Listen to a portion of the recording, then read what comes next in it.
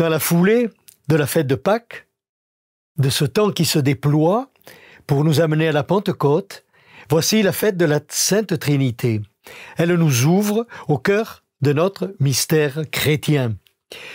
Cette fête peut paraître banale, parce que des gestes qui expriment cette réalité, si j'ose dire, de notre Dieu, souvent, et les paroles sont banalisées.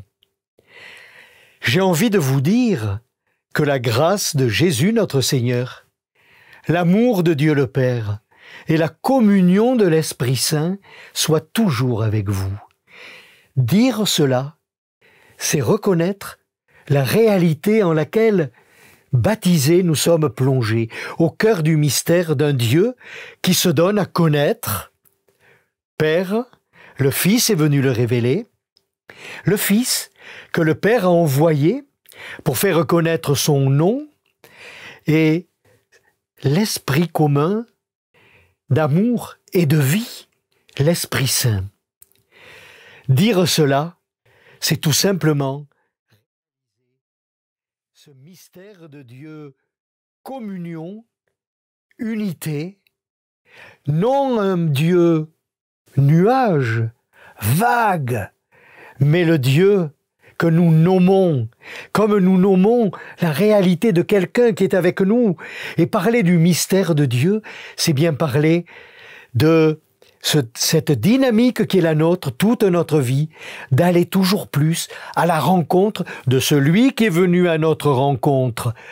Le Dieu qui a conduit son peuple tout au long de son histoire pour révéler sa présence, un Dieu créateur, un Dieu proche de l'homme, un Dieu qui touche le cœur de l'homme. C'est entré dans l'histoire de Dieu parmi nous, Jésus, le Fils envoyé par le Père pour réaliser cette œuvre d'alliance définitive et totale, le don de la vie de Jésus. C'est réaliser que le Christ lui-même nous fait le don qu'il a reçu du Père, cet esprit de vie et d'amour, pour nous, pour faire de nous ses enfants d'adoption et vivre un enfant de Dieu au souffle de l'Esprit, à la suite de Jésus, le mystère de la Trinité. Je vous invite à travers les Écritures, à le découvrir toujours plus et à en vivre un Dieu qui se donne à nous.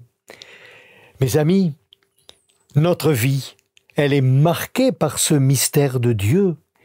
Nous le savons bien.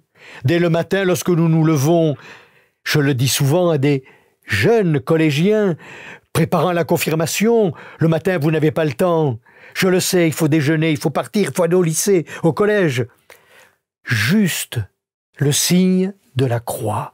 Marquez-vous de la marque qui est la vôtre, la marque de Dieu, au nom du Père et du Fils et du Saint-Esprit. Que votre journée soit ainsi sous cette chape d'amour de Dieu. Il est avec vous, il vous accompagne.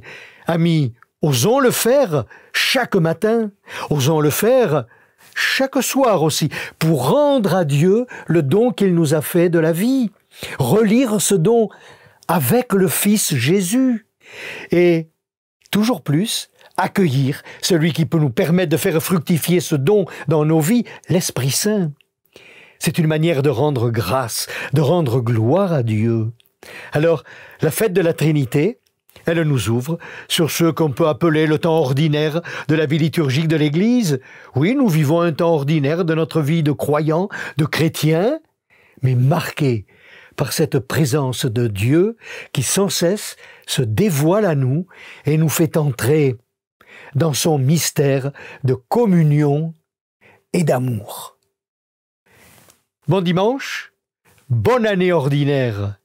Vivons nos journées au nom du Père et du Fils et du Saint-Esprit. Amen. Qu'elle soit bonne.